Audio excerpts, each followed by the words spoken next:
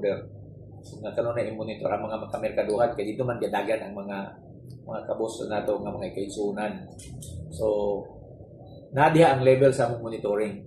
Kung doon na may namalit sa merkado, which is unlikely kay kasagaran nga mamalit o mag-retail sa bugas, dili na mamalit sa merkado, mamalit na siya og wholesaler.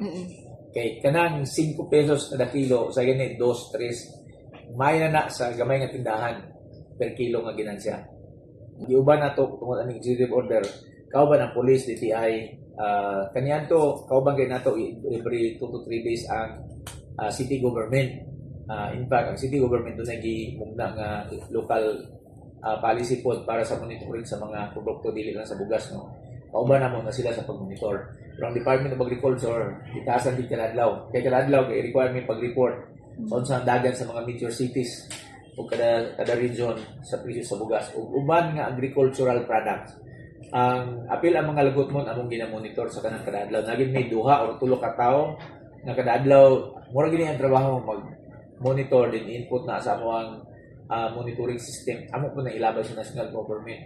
Then available sa amo website sa Lapis Northern Mindanao nga naay pricing kung sa dagat karon sa presyo sa retailing dinhi sa 2 ka merkado, Pugon o Carmen. Kadtong ganiha, Pugon among gilanaw, ugma among dagan ang Carmen. Then balikan ko na mo ang Pugon kung kato among mga suggestion o completely naayos na gyud. So far among tan-aw maayo ang dagat ganiha. Pasalamat sa police, kapulisan sa Cagayan de Oro, no.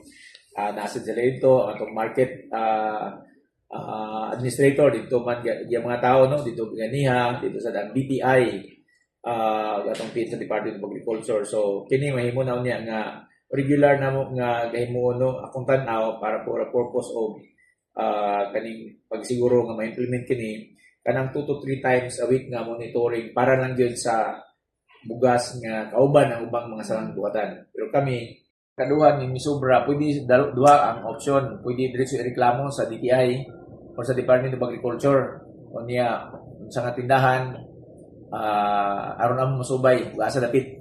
Sabi evidence kailangan, Director? Makita man na. So kung na-picture atuan ang kasagaran to kaya ato magyapon na silang partner sa tibok nga value chain. Una tanawon warningan aron na ma-correct. Dahil kung persistent din nga dili gyud mo to, kaya ito ibutang kining ingon ako ganyan nga kriminal o administratibo nga liabilidad, preso, multa o kaning pag-revoke sa iyahang lisensya sa pagmamaligya bugas.